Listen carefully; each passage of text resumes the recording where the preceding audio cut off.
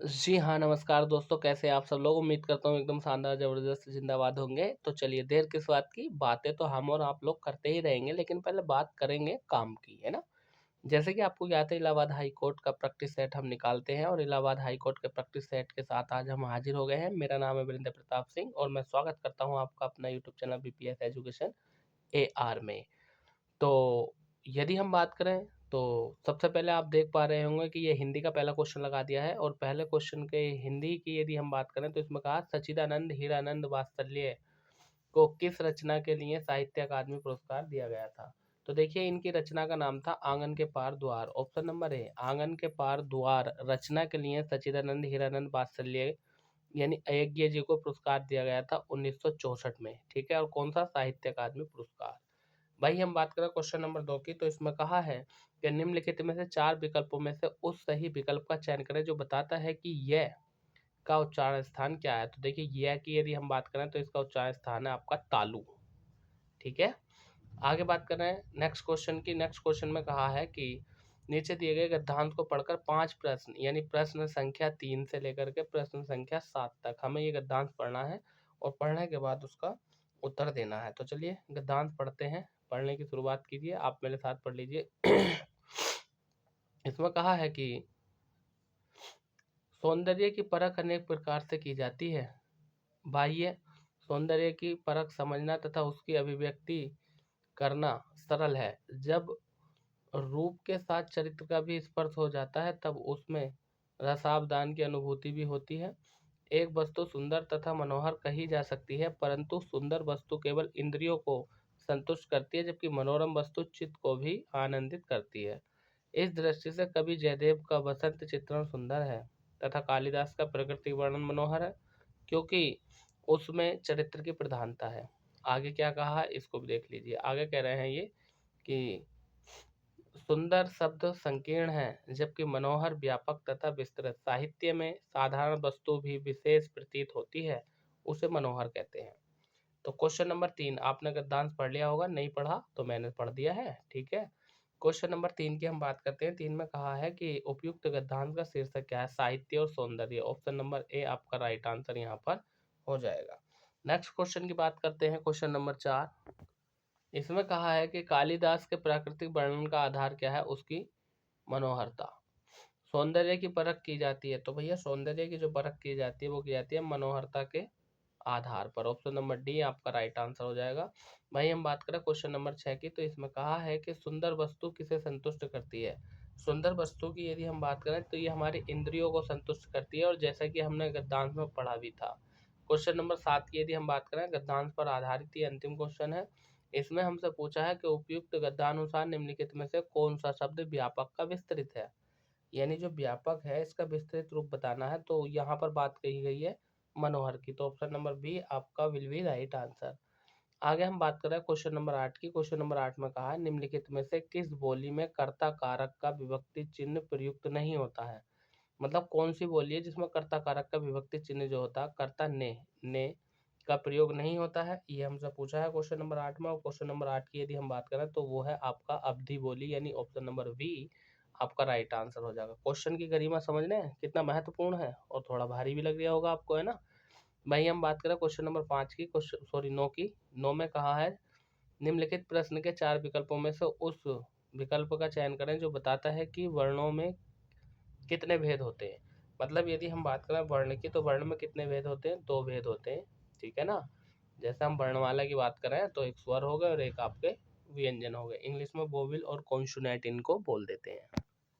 भाई हम बात करें क्वेश्चन नंबर 10। 10 में कहा है कि निम्नलिखित में से 4 विकल्प दिए गए हैं जिनमें से एक शब्द दिए गए शब्द की सही तद्भव रूप है। मतलब अम्लिका, ये अम्लिका जो है ये तत्सम रूप दे रखा है, किसका ये हमें बताना है। अम्लिका का तद्भव रूप होगा आपका ऑप्शन नंबर बी यानी इमली।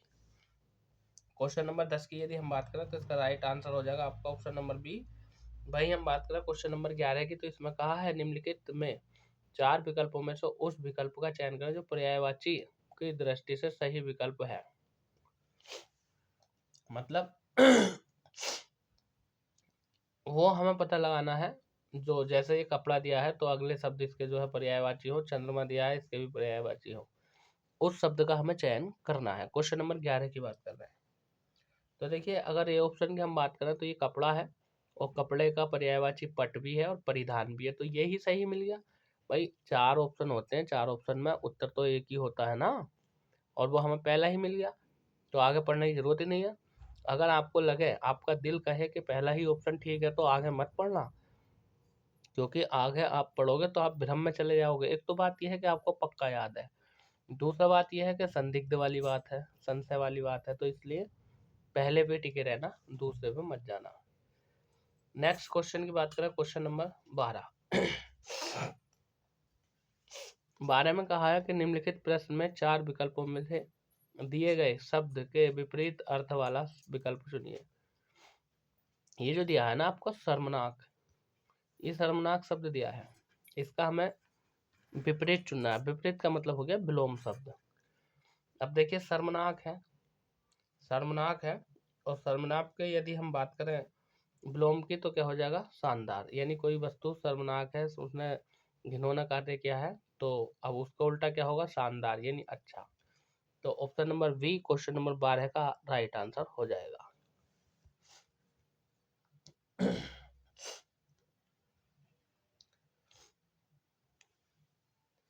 वहीं हम बात करें क्वेश्चन नंबर 13 की, तो इसमें कहा निम्नलिखित में 4 विकल्प दिए गए हैं जिनमें से एक शब्द दिए गए अनेकार्थी शब्द का एक अर्थ है, उस शब्द को चुनो।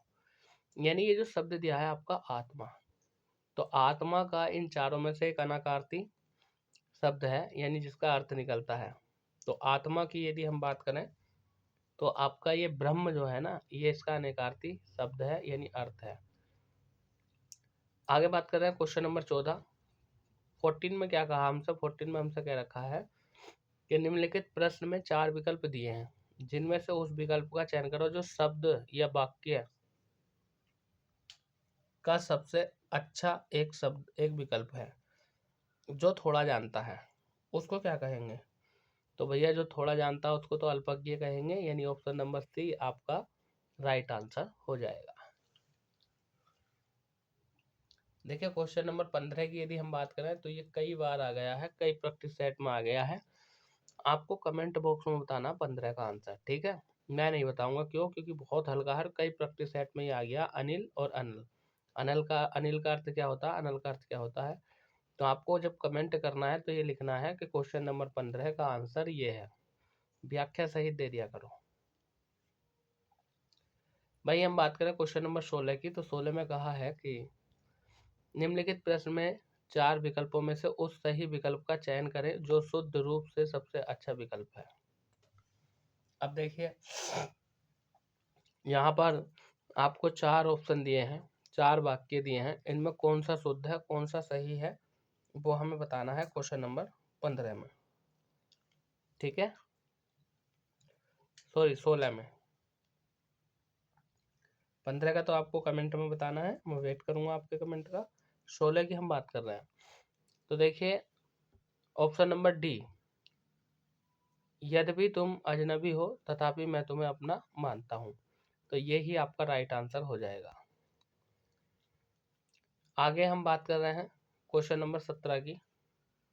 17 में कहा है 4 विकल्प दिए हैं, उनमें से उस विकल्प का चयन करो जो दिए गए शब्द का सही पुल्लिंग है। एकाकिनी दे रखा, एकाकिनी, तो ये एकाकिनी जो है स्त्रीलिंग है, इसका हमसे पुल्लिंग पूछा है।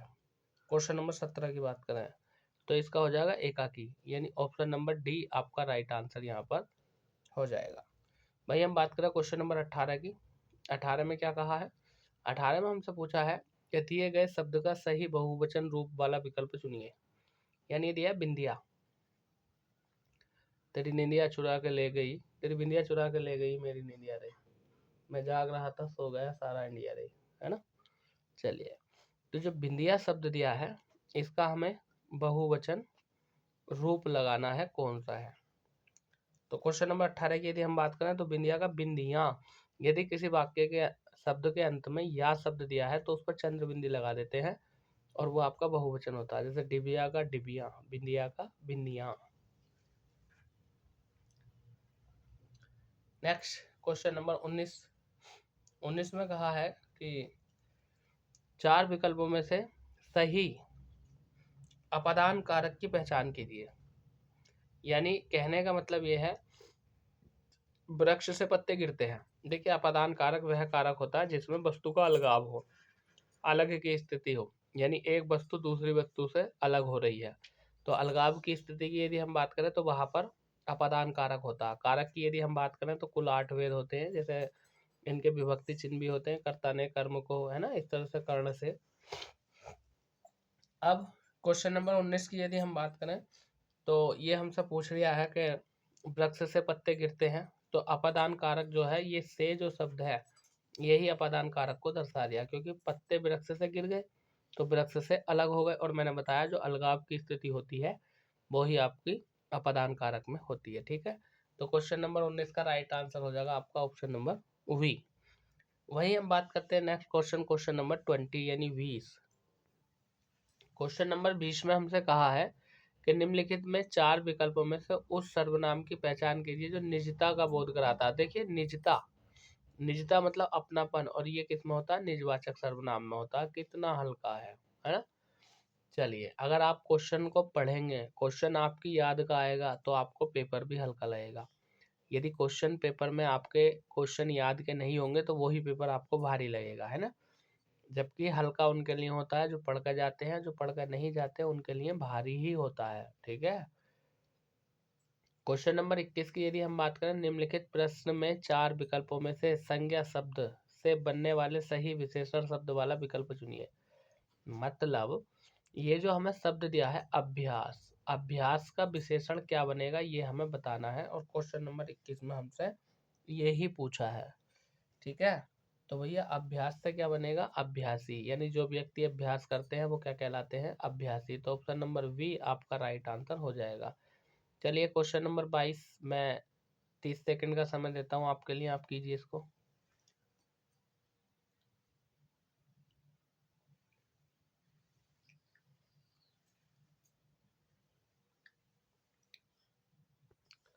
तो क्या कहा 22 में, आपने किया होगा, अब मैं बताता हूँ करके।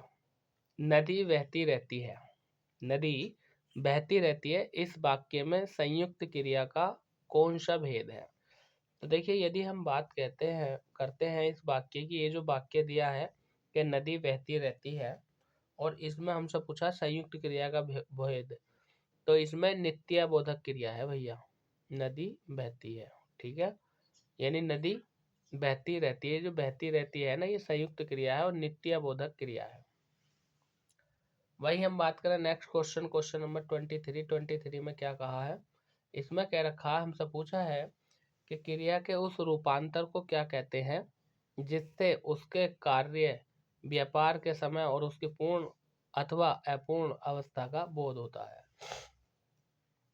क्वेश्चन नंबर 23, यानी क्रिया का वह रूपांतर को क्या कहते हैं जिससे उसके कार्य के, व्यापार के समय और उसकी पूर्ण अथवा अपूर्ण अवस्था का बोध होता है, उसे काल कहते हैं।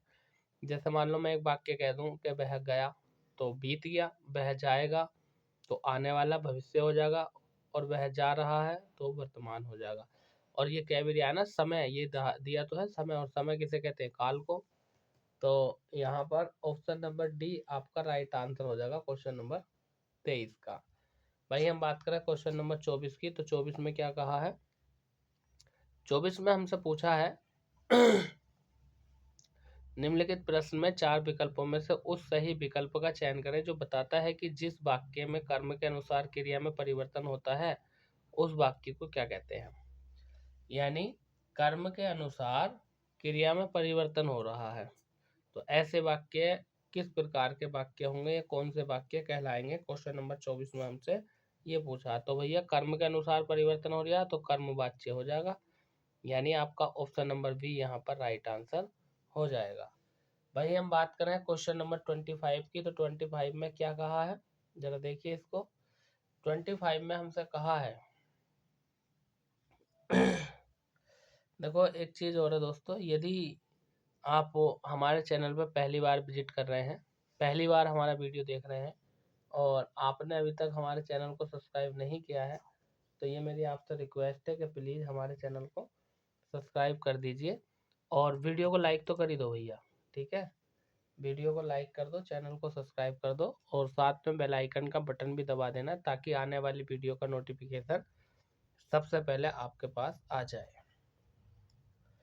तो यहाँ पर कह रिया है कि निम्नलिखित में से 4 विकल्पों में से उस सही विकल्प का चयन करें जो रेखांकित शब्दों के सही अव्यय के भेद हो। Question number 25। तो ये हमसे पूछ रहा है कि वह पकड़ा गया लेकिन वह सिपाही था। वह पकड़ा गया लेकिन वह सिपाही था। कहने का मतलब ये है कि किसी व्यक्ति ने गलती करी तो जो गलती करने वाला था उसे पकड़ लिया, पता लगा, जांच करी तो पता ये लगा कि वो एक सिपाही था। तो ये कह रहा वह पकड़ा गया लेकिन वह सिपाही था। तो इसकी यदि हम बात करें तो इसका जो राइट आंसर हो जाएगा वो हो जाएगा ऑप्शन नंबर डी, यानी समुच्चय बोधक अव्यय हो गया आपका, ठीक है। तो डी आपका राइट आंसर हो जाएगा। तो दोस्तों ये तो थे 25 आपके हिंदी के क्वेश्चन, और आपको पता है कि इलाहाबाद हाई कोर्ट में 25-25 नंबर के 4 पोर्शन पूछे जाएंगे। 25 का हिंदी, 25 का जीके, 25 का मैथ और 25 की अंग्रेजी। अब हम बात करते हैं आगे अगले क्वेश्चन नंबर जो 26 है वो हमारा जीके का क्वेश्चन है। और क्वेश्चन नंबर 26 यानी जीके का पहला क्वेश्चन, 25 क्वेश्चन जीके की हम चर्चा करने वाले हैं। तो 26वां क्वेश्चन आपकी स्क्रीन पर इस प्रकार है। चलिए आप लगाइए, 30 सेकंड आपको देते हैं।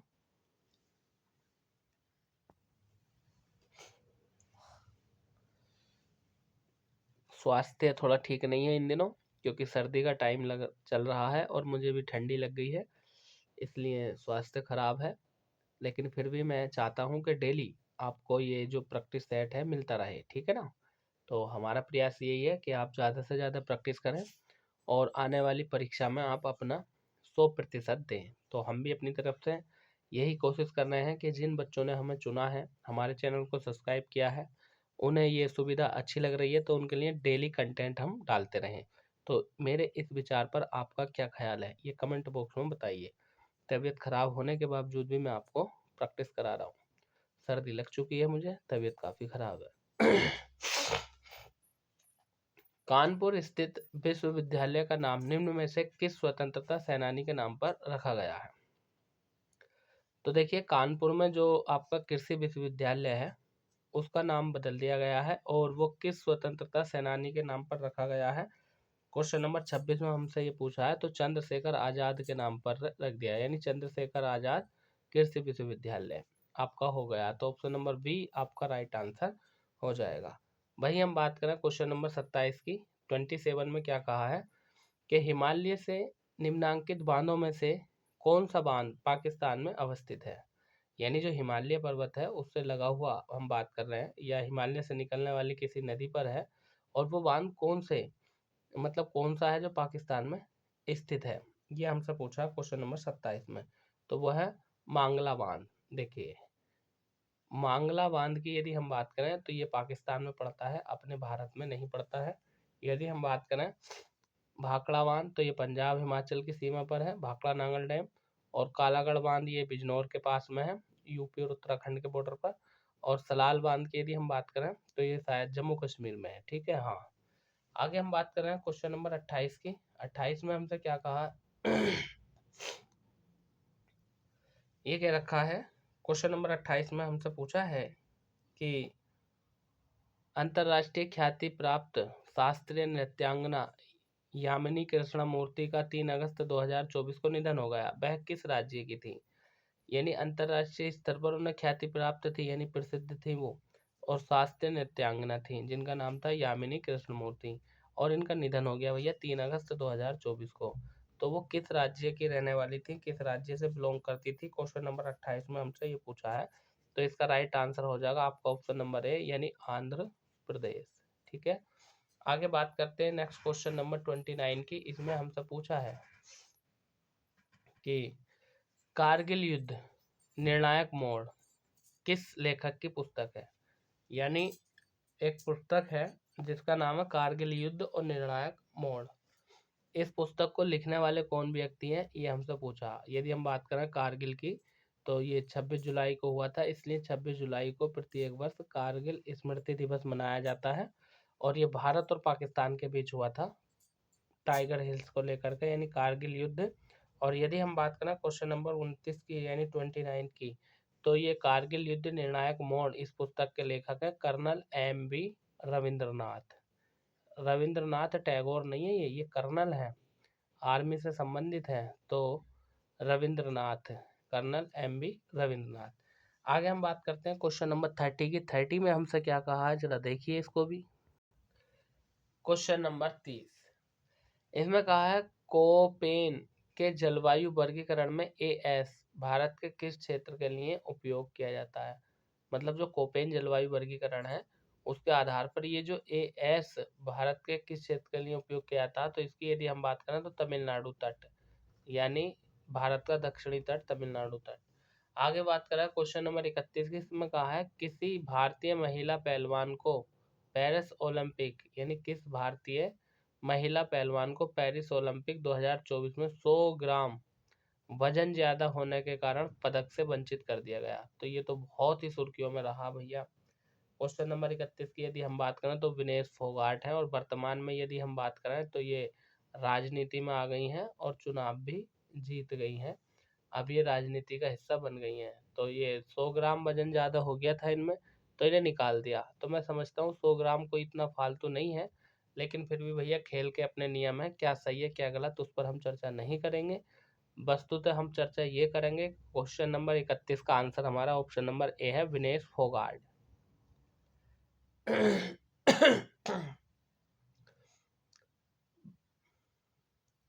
32 में हमसे कहा है कि किसान भागीदारी प्राथमिकता हमारी, किसान भागीदारी प्राथमिकता हमारी अभियान का आयोजन किसके द्वारा किया गया।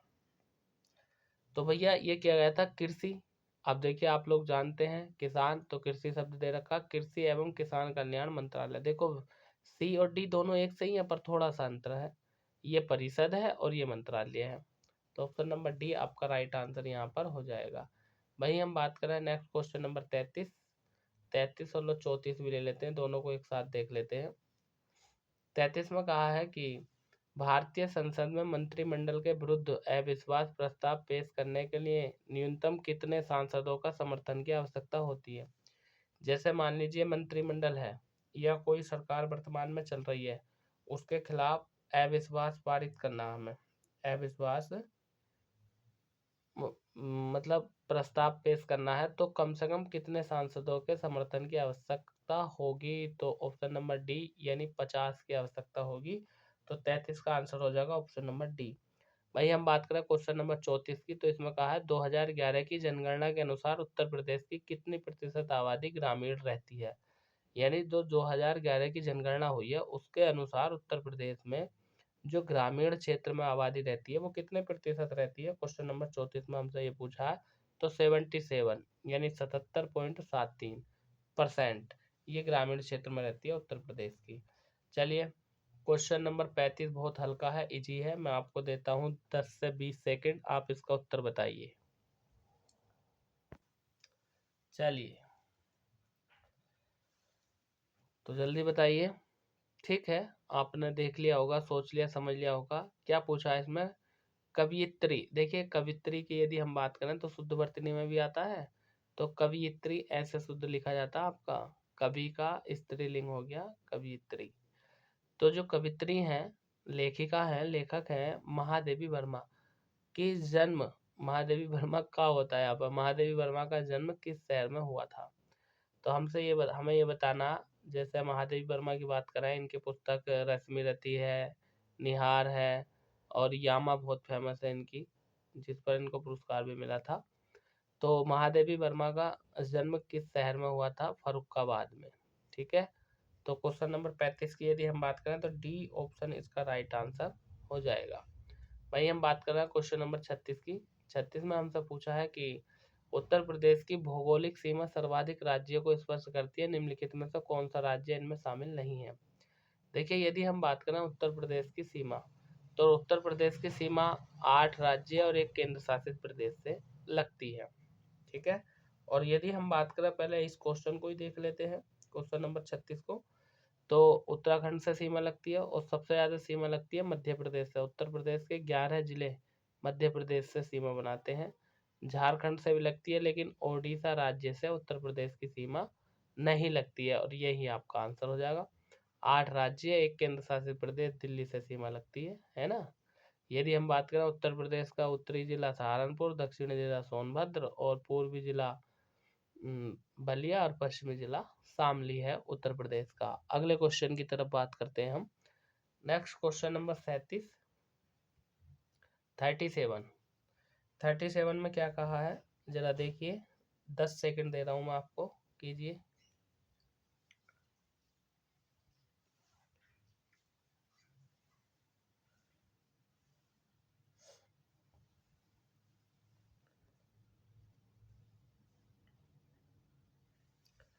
तो 37 में कहा है कि सार्वजनिक आपूर्ति हेतु पानी का पीएच मान किस श्रेणी में होता है। तो पानी के पीएच मान की यदि मैं बात करूं तो इसका राइट आंसर हो जाएगा 6.5 से 8.5 तक। वही हम बात कर रहे हैं कि जो क्वेश्चन नंबर 38 है, इसमें पूछा है कि उत्तर प्रदेश के मुख्यमंत्री योगी आदित्यनाथ ने पल्स पोलियो अभियान का शुभारंभ कहाँ से किया। तो जो उत्तर प्रदेश है उसके मुख्यमंत्री हैं योगी आदित्यनाथ। इन्होंने पल्स पोलियो अभियान का जो शुभारंभ किया, पल्स पोलियो अभियान जो शुरू किया, वो कहाँ से किया, उत्तर प्रदेश के कौन से शहर से किया। क्वेश्चन नंबर 38 में हमसे ये पूछा है। तो भैया गोरखपुर से किया है, जहाँ के ये सांसद हैं, या जहाँ पर मतलब ये रहते थे। चलिए, जो इनका क्षेत्र पड़ता है। क्वेश्चन नंबर 39 की यदि हम बात करें 39 की, तो 39 में पूछा है कि मानव अधिकार संरक्षण अधिनियम 1993 में मानव अधिकार आयोग के कार्य का उल्लेख किस धारा में किया गया। मतलब 1993 में मानव अधिकार संरक्षण अधिनियम आया, और उसमें मानव अधिकार के आयोग के कार्यों का उल्लेख कौन सी धारा में किया गया है। क्वेश्चन नंबर 39 में हमें ये बताना है, तो धारा 12 है। ऑप्शन नंबर ए आपका राइट आंसर यहाँ पर हो जाएगा। वही हम बात करें क्वेश्चन नंबर 40 की, तो 40 में कहा है कि जीएसटी परिषद का गठन संविधान के किस अनुच्छेद के तहत किया गया है। तो भैया जो आपका जीएसटी है, यानी गुड्स सर्विस टैक्स, ठीक है ना, वस्तु एवं सेवा कर, तो परिषद का गठन संविधान के किस अनुच्छेद के तहत किया गया है। अनुच्छेद यानी 278 का ए, 279 का ए और 276, 280। तो क्वेश्चन नंबर 40 की यदि हम बात करें तो इसका राइट आंसर हो जाएगा आपका ऑप्शन नंबर सी, यानी 279 का ए। ठीक है। और दोस्तों बहुत ही महत्वपूर्ण क्वेश्चन चल रहे हैं ये क्वेश्चन ऐसे हैं जो आने की संभावना रखते हैं, इसलिए इस प्रैक्टिस सेट को हल्के मत लीजिएगा, अच्छे से इसको निकाल लीजिएगा और इसका रिवीजन कर लीजिएगा, और साथ ही अपने सभी यार दोस्तों में इसको शेयर भी कर दीजिएगा। ठीक है। अरे भाई वीडियो को लाइक तो कर दो, चलो पहले लाइक करो।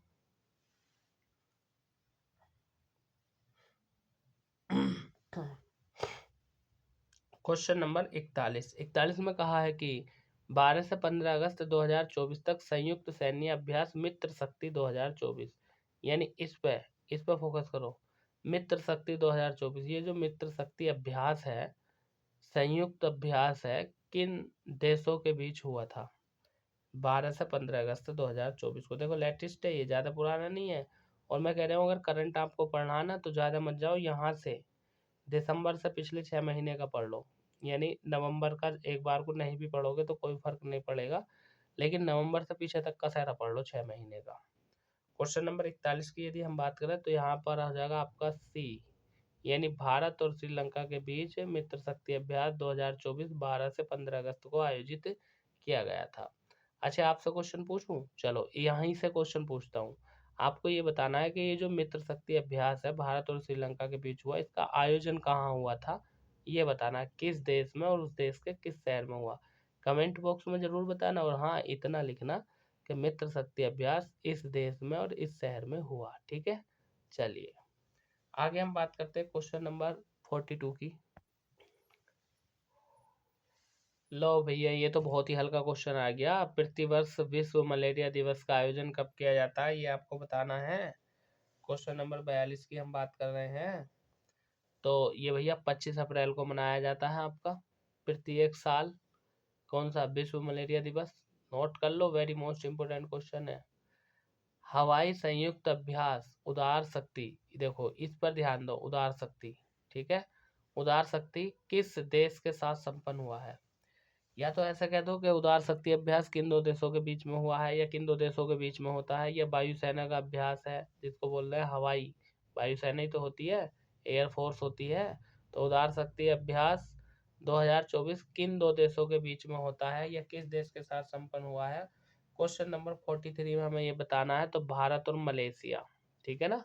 उसका हो गया मलेरिया और वो हो गया उदास, तो कैसे करेंगे, उदास यानी उदार और मलेरिया यानी मलेशिया, याद हो गया। भारत में एक व्यक्ति को मलेरिया हुआ यानी मलेशिया, और वो हो गया उदास यानी उदार।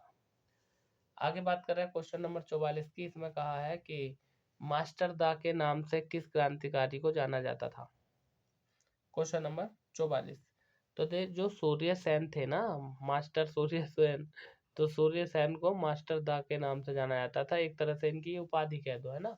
इस नाम से ये विख्यात थे, फेमस थे, प्रसिद्ध थे। क्वेश्चन नंबर 45 में कहा है कि मौसमी बेरोजगारी मुख्यतः मौजूद होती है। मौसमी बेरोजगारी की यदि हम बात करें, मतलब मौसम के अनुसार बेरोजगार होना, इसी को हम बोलते हैं मौसमी बेरोजगारी। ये वो नहीं है कि आपका मतलब जो है कि मौसमी जो खाने वाला फल है, ठीक है, तो इसका सी ऑप्शन हो जाएगा कृषि के क्षेत्र में। आगे हम बात कर रहे हैं क्वेश्चन नंबर 46 की। 46 में हमसे पूछा है, क्या पूछा है कि तिमोर लिस्ते का सर्वोच्च नागरिक सम्मान किससे सम्मानित किया गया? जो तिमोर लिस्ते है, इसका सर्वोच्च नागरिक सम्मान जो है किस व्यक्ति को दिया गया है? देखिए यहाँ पर डेम सिडनी कैरो, राष्ट्रपति द्रौपदी मुर्मू, या नरेंद्र मोदी, या रानू विल्सन। तो क्वेश्चन नंबर 46 की यदि हम बात करें, तो ये तिमोर लिस्ते का जो पुरस्कार दिया गया है, तो ये आपका भारत की राष्ट्रपति महामुहिम जो है वो द्रौपदी मुर्मू को दिया गया है। आप क्या सोच रहे हैं, नरेंद्र मोदी? गलत हो जाता है अभी, है ना। चलिए आगे हम बात कर रहे हैं क्वेश्चन नंबर 47 की। ठंडी लग गई है, तबीयत बहुत खराब है, लेकिन मैं आपका साथ नहीं छोड़ूंगा। जब तक पेपर नहीं होगा तब तक डेली प्रैक्टिस सेट हम निकालते रहेंगे, डालते रहेंगे। इसलिए आपसे भी मेरी रिक्वेस्ट है कि डेली प्रैक्टिस सेट निकाल, देखो डेली आप प्रैक्टिस सेट निकालोगे तो उसमें फ़ायदा आपका ही होगा। क्यों? क्योंकि परीक्षा आप दोगे, नंबर आपका आएगा, नौकरी आप करेंगे, तो सैलरी भी आप ही रखेंगे, मुझे कोई दे देंगे। तो आपके भले के लिए मैं कर रहा हूँ, तो आप जो है डेली प्रैक्टिस सेट निकालो। और दूसरा जो मैं कहता हूँ हमेशा, कर भला तो हो भला, कर बुरा तो हो बुरा। तो आप भी लोगों का भला कीजिए, मतलब इस प्रैक्टिस सेट को और लोगों तक भेजिए। और सोशल मीडिया की जितनी साइट है, व्हाट्सअप, फेसबुक, इंस्टाग्राम, सब पे शेयर कर दो क्लास को। प्लीज़ मुझे ज़रूरत है आपके सपोर्ट की, तो प्लीज़ मुझे सपोर्ट कीजिए, मेरी हेल्प कीजिए। क्वेश्चन नंबर 47 में कहा the boy who wrote a, ठीक है, कॉन्स्टिट्यूशन नामक पुस्तक के लेखक कौन है? ठीक है, तो यदि हम बात करें the boy who wrote a constitution, तो राजेश तलवार, ठीक है, इसके लेखक है। ये करंट अफेयर से लिया गया क्वेश्चन है। देखो करंट अफेयर के कितने क्वेश्चन आ गए, यदि हम बात करें तो 46 भी करंट अफेयर से, 47 भी, तो दो तो यही आ गए और दो पीछे आ गए। 4 क्वेश्चन आ गए अब तक, लेकिन एक दो क्वेश्चन और आ जाएगा करंट का। जैसे हम बात करें क्वेश्चन नंबर 48 की, तो 48 जो है, इसमें क्या कहा है, निम्नलिखित में से किसे भंग नहीं किया जा सकता पर समाप्त किया जा सकता है? क्वेश्चन नंबर 48 में देखो, यदि हम बात करें क्वेश्चन नंबर 48 की, तो देखो लोकसभा को भंग किया जा सकता है, राज्यसभा को भंग नहीं किया जा सकता, ठीक है, समाप्त भी नहीं किया जा सकता क्योंकि ये परमानेंट हाउस है। विधानसभा को भंग किया जा सकता है, लेकिन विधान परिषद को समाप्त किया जा सकता है, समाप्त किया जा सकता है पर भंग नहीं किया जा सकता, है ना। चलिए, तो क्वेश्चन नंबर 48 का आंसर हो जाएगा आपका ऑप्शन नंबर डी। वही हम बात करें क्वेश्चन नंबर 49 की, देखो फिर से करंट का क्वेश्चन आ गया, ये 5वां क्वेश्चन है करंट अफेयर का, तो इसलिए करंट को आपको पढ़ने की जरूरत है, 6 महीने का पढ़ लीजिए, ठीक है। आगे हम बात करें क्वेश्चन नंबर 49 की, भारत मोबिलिटी ग्लोबल एक्सपो 2024 क्या है? ठीक है, तो ये जो आपका भारत मोबिलिटी ग्लोबल एक्सपो 2024 है, यह है आपका विविध प्रकार के उत्पादों की प्रदर्शनी, यानी ऑप्शन नंबर ए आपका यहाँ पर राइट आंसर हो जाएगा, ठीक है। चलिए, करंट का क्वेश्चन था। आगे हम बात कर रहे हैं क्वेश्चन नंबर 50, और जो कि हमारा जीके का अंतिम क्वेश्चन है। अभी अंग्रेजी भी करेंगे भाई, ठीक है, तो आप थोड़ा पेशेंस बनाए रखें, पेशेंस के साथ बैठे रहें और कमेंट बॉक्स में बताना कि प्रैक्टिस सेट कैसा था और कितने क्वेश्चन आपने किए इसमें से। ठीक है, तो ये कह रही है महिला क्रिकेट विश्व कप 2024 का उद्घाटन मैच किन दो टीमों के बीच खेला गया। देखो ये भी करंट का दे दिया, छठा क्वेश्चन है ये करंट अफेयर का। 25 क्वेश्चन में से 6 क्वेश्चन करंट अफेयर के हैं, बाकी 19 कंप्लीट जीके में से आए, तो आप लगा लो करंट अफेयर की भूमिका है यहाँ पर। ठीक है, आगे हम बात कर रहे हैं क्वेश्चन नंबर 50 की। तो देखो जीके का अंतिम क्वेश्चन चाहे जो भी हो वो मैं आपको होमवर्क देता हूँ। एक क्वेश्चन मैंने शायद हिंदी में दिया था, चौथा पांचवा कुछ ऐसे ही, और एक क्वेश्चन ये दे रहा हूँ मैं जीके का, और ये तो करंट का है, ये तो आपको पता भी होगा। और यदि हम बात करें तो क्रिकेट तो सभी देखना पसंद करते हैं, कि महिला क्रिकेट विश्व कप 2024 का उद्घाटन मैच किन दो टीमों में खेला गया है, मतलब पहला मैच जो खेला गया। क्वेश्चन नंबर 50 में हमें ये बताना है आपको। बांग्लादेश, स्कॉटलैंड, भारत एवं ऑस्ट्रेलिया, न्यूजीलैंड एवं श्रीलंका, पाकिस्तान एवं स्कॉटलैंड। ठीक है, तो चलिए देखो दोस्तों, आगे यदि मैं बात करूं तो क्वेश्चन नंबर 51 से शुरू हो जाते हैं हमारे मैथ के क्वेश्चन। ठीक है, मैं मैथ अभी नहीं कराऊंगा, मैथ कराऊंगा अगले प्रैक्टिस सेट में, लेकिन इंग्लिश देख लेते हैं जो कि क्वेश्चन नंबर 76 से शुरू होगी। 50 क्वेश्चन कंप्लीट हो गए, 25 क्वेश्चन देख लेते हैं इंग्लिश के, 75 क्वेश्चन हो जाएंगे आपके। ठीक है, तो चलिए इंग्लिश के पहले क्वेश्चन की तरफ चलते हैं जो कि क्वेश्चन नंबर 76 से स्टार्ट है। क्वेश्चन नंबर 76 की यदि हम बात करें जो कि इंग्लिश का पहला क्वेश्चन है, इसमें कहा है विच of the following sentence has the correct punctuation mark, यानी सही विकल्प का चयन करना है हमें। क्वेश्चन नंबर 76 की यदि हम बात करें तो सही पंक्चुएशन का प्रयोग कौन से वाक्य में हुआ है, ये हमसे पूछा गया है। तो 76 के आंसर की यदि मैं बात करूं तो ऑप्शन नंबर सी आपका राइट आंसर हो जाएगा। द मिनिस्टर सेड, मिनिस्टर ने कहा election will be held in MP, Bihar and Odisha. ठीक है ना, तो ऑप्शन नंबर सी आपका राइट आंसर हो जाएगा। मंत्री ने कहा मध्य प्रदेश, बिहार और उड़ीसा में चुनाव होगा। ठीक है, चलिए आगे हम बात करें क्वेश्चन नंबर 77 की। इसमें कहा है कि which suffix should be use to formalise the following word, यानी निम्नलिखित शब्द को बहुवचन बनाने के लिए किस प्रत्यय का प्रयोग किया जाएगा। जो आपका ये दिया टैक्सी, ठीक है ना, तो टैक्सी में कौन सा सफिक्स लगाएं, सफिक्स को हिंदी में बोलते हैं प्रत्यय, जो कि ये टैक्सी जो है बहुवचन हो जाए। तो यदि हम बात करें क्वेश्चन नंबर 77 की, तो इसका आंसर हो जाएगा ऑप्शन नंबर बी, यानी टैक्सी में एस लगा दें तो टैक्सीज हो जाएगा और ये हो जाएगा आपका बहुवचन। वहीं हम बात करें क्वेश्चन नंबर 78 की, चलिए कीजिए, इजी है, ज्यादा भारी है नहीं। ठीक है,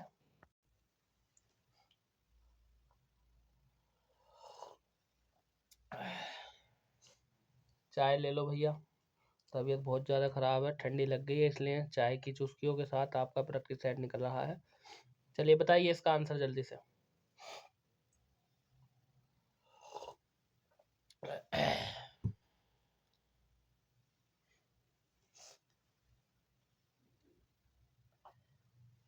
देखिए यदि हम बात करें, इसमें कहा identify the sentence in passive voice.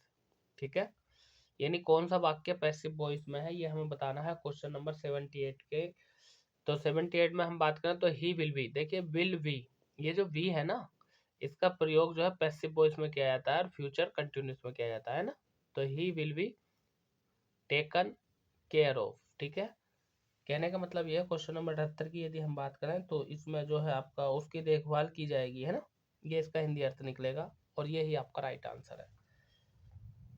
Next question की हम बात करें क्वेश्चन नंबर 79, इसमें क्या कहा है विच of the following is the correctly matched adjective noun pair, यानी हमें ये बताना क्वेश्चन नंबर 79 में कि निम्नलिखित में से कौन सा विशेषण संज्ञा युग्म सही सुमेलित है, ये हमें बताना है 79 में। और 79 की यदि हम बात करें इसमें तो इसका राइट आंसर बताइए जल्दी से क्या होगा। तो ऑप्शन नंबर सी में दिया है आपका कवार्डली, यानी कायर, और कवार्ड यानी डरपोक। ठीक है, ये एडजेक्टिव है कायर और डरपोक, आपका option number C will be right answer. Question number 80 में क्या कहा है, इसमें कहा है कि change the following sentence into active voice, ठीक है, मतलब एक्टिव वॉइस में बदलना है। क्या कहा है, the bird was killed by A cruel boy, यानी द बर्ड यानी पक्षी, बाज माने था, किल्ड माने मारा गया, वाई माने द्वारा, एक क्रूअल बॉय यानी घमंडी या निर्दयी लड़के के द्वारा, ठीक है। तो इसका ये पैसिव वॉइस में दे रखा वाक्य है, हमें इसका एक्टिव बनाना है। और एक्टिव की यदि हम बात करें तो एक क्रूअल बॉय आ जाएगा और किल्ड द वर्ड, यानी ऑप्शन नंबर डी आपका राइट आंसर यहाँ पर हो जाएगा, ठीक है। जरा अगर एक्टिव पैसिव नहीं पढ़े तो भैया पढ़ लो। देखो मैं अभी आपको बताऊंगा कि इंग्लिश में आपको क्या क्या पढ़ना है, ये भी बताऊंगा, बने रहो मेरे साथ। आपको बताऊंगा कि इंग्लिश में कौन कौन से चैप्टर पढ़ने हैं जिससे कि आप अपना अच्छा स्कोर कर सकें, ठीक है। वीडियो को लाइक कर दो, चैनल को सब्सक्राइब तो कर दो। चलिए 81 में क्या कहा है, 5 सेकंड आपके लिए, बाकी मैं कराता हूँ, ठीक है। 81 में हमसे पूछा है कि which of the following is an example of simile, मतलब जो फिगर ऑफ स्पीच है सिमली, तो सिमली फिगर ऑफ स्पीच का एग्जाम्पल बताना, उदाहरण बताना। तो पहला वाला पढ़ लेते हैं हम। इसमें कहा है कि आई वांडरेड लोनली एज ए क्लाउड, देखिए ये ही आपका सिमली फिगर ऑफ स्पीच हो जाएगी, आपका option number A right answer हो जाएगा। क्वेश्चन नंबर 82 में क्या कहा है, इसमें हमसे कहा है कि what does motivation do in the passage of learning, ठीक है। तो इसका राइट आंसर की यदि मैं बात करूं क्वेश्चन नंबर 82 की, तो यदि हम बात करें what does motivation do in the passage of the learning, तो इसके हिंदी अर्थ की यदि मैं बात करूं तो ये निकलेगा कि सीखने की प्रक्रिया में प्रेरणा क्या करती है। तो भैया सीखने की प्रक्रिया में प्रेरणा की यदि हम बात करें तो अमंग बीच में, यानी ऑप्शन नंबर डी, ये कह दिया it create interest for the learning among young learners, ठीक है। तो इसका हिंदी अर्थ की यदि मैं बात करूं तो यह युवा शिक्षार्थियों में सीखने के प्रति रुचि पैदा करती है। तो 82 का आंसर ये हो जाएगा, ठीक है। ये इंग्लिश है भाई, अर्थ निकालना पड़ेगा, और यदि ज़्यादा बड़े अंग्रेज हो तो बिना अर्थ निकाले भी हो जाएगा, और अंग्रेज नहीं हो, इंडियन हो, तो आपको सीखने तो पड़ेंगी ही चीज़ें। क्वेश्चन नंबर 83 में कहा fill in the blank with the correct form of the pronoun in the following sentence, ठीक है। यानी ये कह रहा रामा, देखो इसे रामा कह दो कोई फर्क नहीं पड़ेगा, राम कह दो तब भी कोई फर्क नहीं पड़ेगा, राम एंड वर प्रेजेंट, ठीक है। तो क्वेश्चन नंबर 83 की यदि हम बात करें तो इसमें आएगा आपका option number C, Ram and I, ठीक है ना, यानी राम और मैं वर प्रेजेंट यानी उपस्थित थे। क्वेश्चन नंबर 84 में हमसे पूछा है कि change the following sentence into negative one, यानी ये जो वाक्य दिया आपका दिस बॉय प्ले फुटबॉल, यानी यह लड़का फुटबॉल खेल रहा है, तो निगेटिव बनाना है इसका निगेटिव। अब देखिए निगेटिव की यदि हम बात करें तो नहीं शब्द का प्रयोग किया जाता है हिंदी में, और अंग्रेजी में नहीं शब्द की अंग्रेजी लगा जाते हैं नोट।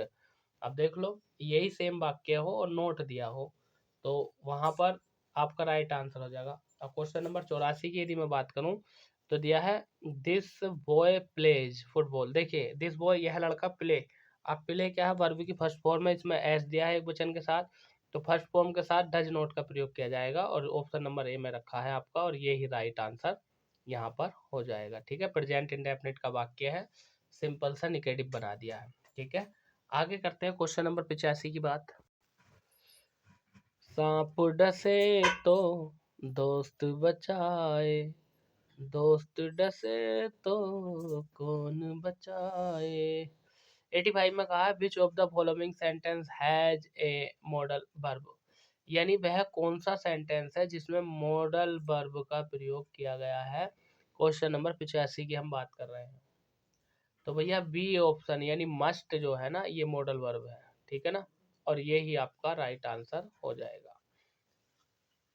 86 में क्या कहा है, in the sentence I would be, ठीक है, ashamed to refuge her, the word refuge is used her as oblique an, क्या कहा क्वेश्चन नंबर 86 में कि मुझे उसे मना करने में शर्म आएगी, यहाँ मना करना जो शब्द है इसका प्रयोग किसके रूप में किया गया है ये हमसे पूछा गया है क्वेश्चन नंबर 86 में।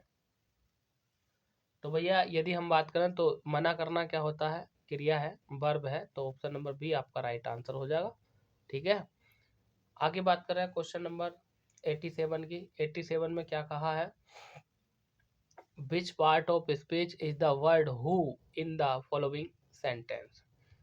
ठीक है। क्वेश्चन नंबर 87 में क्या कह रखा है, इसमें हमसे कहा है कि यानी जो आपका ये जो वाक्य दिया है, इस वाक्य में हमें ये बताना है कि ये जो हु है, ठीक है, ये पार्ट्स ऑफ स्पीच है, इसके बारे में पूछा किसका, यानी god help those who help themselves.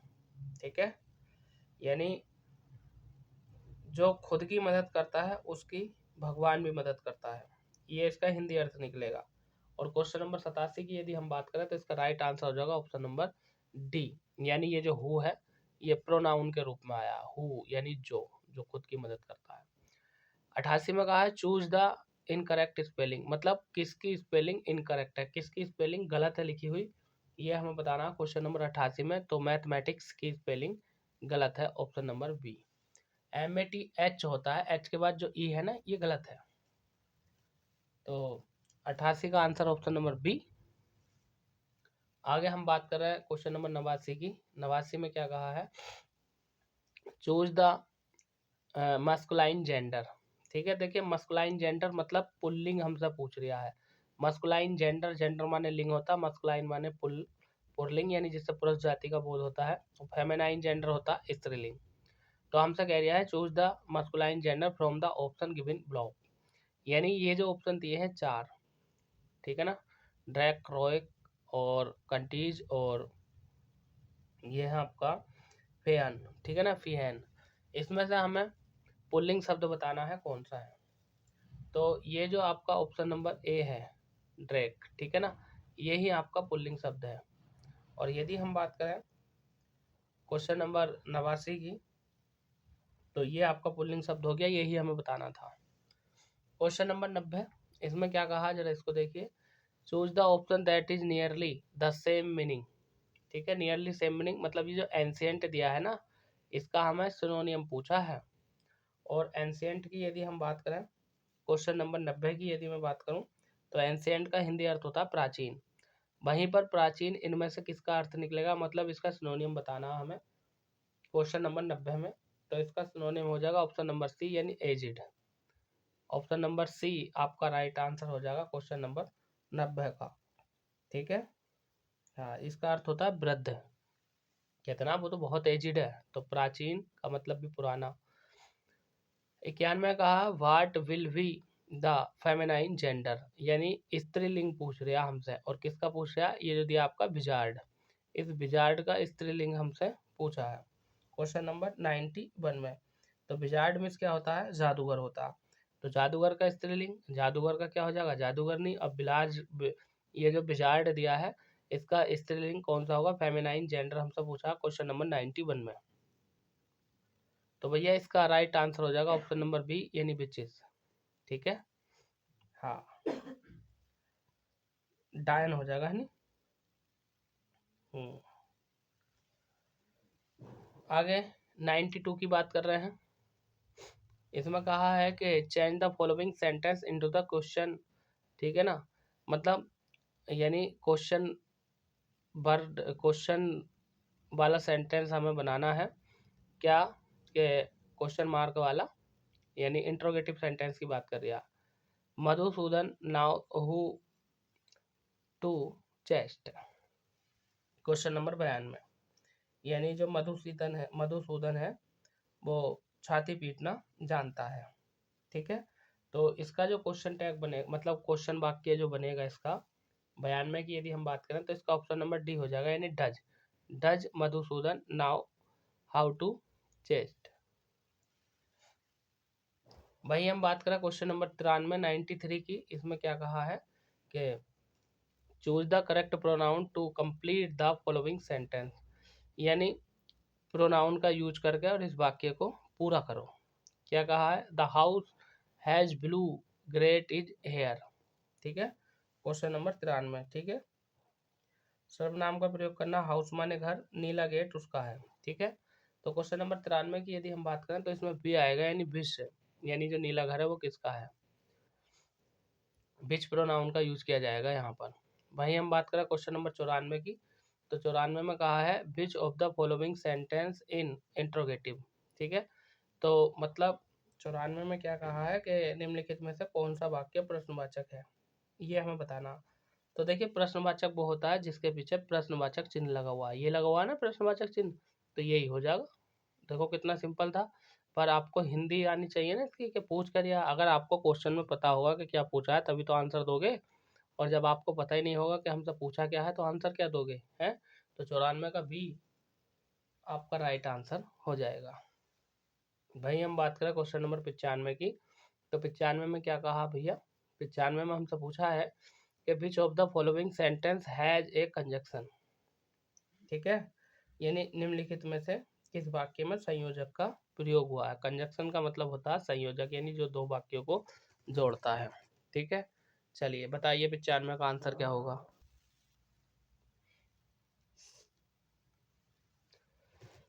तो देखिए कंजक्शन यानी संयोजक जो दो वाक्यों को जोड़ता है, तो यहाँ पर दिख रहा हमें एंड।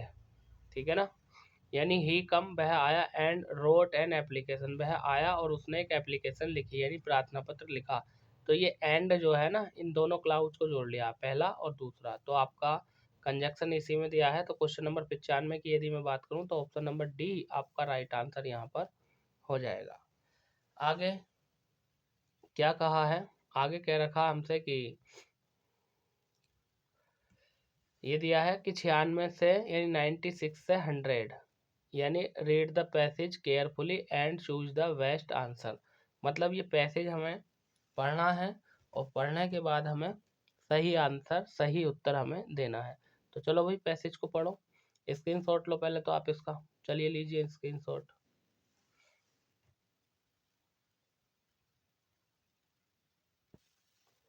लीजिए स्क्रीनशॉट लीजिए इसका।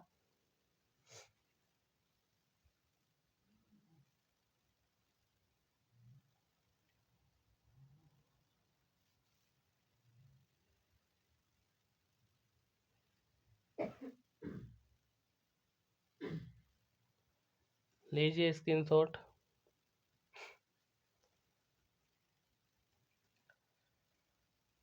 तो उम्मीद करता हूँ आपने स्क्रीनशॉट ले लिया होगा। ठीक है, चलिए एक शेर सुना देता हूँ। हुस्न को चांद जवानी को कमल कहते हैं, हुस्न को चांद जवानी को कमल कहते हैं, और जो अच्छी सूरत नजर आए हम उसी को गजल कहते हैं। ठीक है, तो दोस्तों आपने स्क्रीनशॉट ले लिया होगा, तो कहने का मतलब ये है क्वेश्चन नंबर 96 और 97 ये रहे दोनों। आपको जो स्क्रीनशॉट लिया है या जो पीछे अभी पैसेज दिया था उस पैसेज में से छांट कर ही इन क्वेश्चनों के उत्तर देने हैं। भाई हम बात करें 98 क्वेश्चन की, तो 98 में भी यही करना है। स्क्रीनशॉट ले लो जल्दी से इसका, कि आपको पैसेज पढ़ना है और पढ़ने के बाद उसका उत्तर देना है। क्वेश्चन नंबर 99 यानी 99 में भी यही करना है, और अगर हम बात करें क्वेश्चन नंबर 100 की, तो 100 में भी यही करना है। ठीक है, तो दोस्तों मेरा नाम वीरेंद्र प्रताप सिंह है, मैं आपके उत्तर प्रदेश का ही रहने वाला हूँ। आप हमें कहाँ से देख रहे हैं, कहाँ से सुन रहे हैं, तो आप कमेंट बॉक्स में बताइएगा। और ये प्रैक्टिस सेट कैसा रहा, आपकी समझ में कितना आया और कितने बेनिफिशियल क्वेश्चन थे इसमें, ये आपको हमें कमेंट बॉक्स में बताना है। आप कमेंट कीजिए, मैं आपके कमेंट का आंसर दूंगा। आप कभी भी कमेंट करें, आपके कमेंट का आंसर आपके पास पहुंचेगा, बशर्ते आप चैनल को सब्सक्राइब कर लेना और साथ में बेल आइकन का बटन भी दबा देना। आपका कमेंट जैसे ही आएगा मैं आपके कमेंट का उत्तर दूंगा। अगर आपको नहीं लगता तो आप ट्राई करो, खुद मालूम पड़ जाएगा। और यदि हम बात करें तो आने वाली जो जितनी भी भर्तियां हैं, चाहे वो उत्तर प्रदेश की हों या सेंट्रल लेवल की हों, तो हर किसी का प्रैक्टिस सेट मैं आपको यहाँ पर डालूंगा इसी तरह से। तो अभी स्टेनो की भर्ती आ रही हैं, क्लर्क की भर्ती आ रही हैं, आ गई हैं, जो कि 22 दिसंबर से ऑनलाइन शुरू होगी। यूपी ट्रिपल एससी की यदि हम बात करें तो 2023 के पैट से बहुत भर्तियां आने वाली हैं। स्टेनो की आ गई, क्लर्क की आ गई, लेखपाल की आनी बाकी है। और उधर हम बात करें तो उत्तर प्रदेश पुलिस की भी कांस्टेबल और एसआई यानी दरोगा की भर्ती भी आएंगी। ठीक है, तो आप बने रहिए हमारे साथ, हर किसी भर्ती परीक्षा का प्रैक्टिस सेट हम आपको कराएंगे। आप चैनल को सब्सक्राइब कीजिए, वीडियो को लाइक कीजिए, और जब चैनल को सब्सक्राइब करें तो साथ में बेल आइकन का बटन दबाना, ऑल पे क्लिक करना है, ठीक है, ऑल, ALL ऑल, ठीक है। अब लगभग 54-55 मिनट हो गए हैं। मैथ को जो है हम अगले प्रैक्टिस सेट में सॉल्व करेंगे, ठीक है। आज के लिए इतना ही। मैं आपका अपना वीरेंद्र प्रताप सिंह, और अब मुझे दीजिए इजाज़त। नेक्स्ट प्रैक्टिस सेट में आपसे फिर मुलाकात होगी, तब तक के लिए शानदार ज़बरदस्त जिंदाबाद।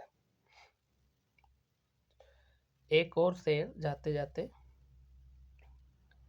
कि गा तो हम भी लेते पर आवाज़ बेवफा है, गा तो हम भी लेते पर आवाज़ बेवफा है, और बजा तो हम भी लेते पर साज बेवफा है। गा तो हम भी लेते पर आवाज़ बेवफा है, बजा तो हम भी लेते पर साज बेवफा है। अरे ओ शाहजहाँ, ताजमहल तो हम भी बना देते पर हमारी मुमताज़ बेवफा है, ठीक है। तो धन्यवाद, बहुत बहुत थैंक यू, बहुत बहुत शुक्रिया आपका कि आप यहाँ तक हमारे साथ टिके रहे। वीडियो को शेयर ज़रूर कर देना भैया। चलिए, थैंक यू।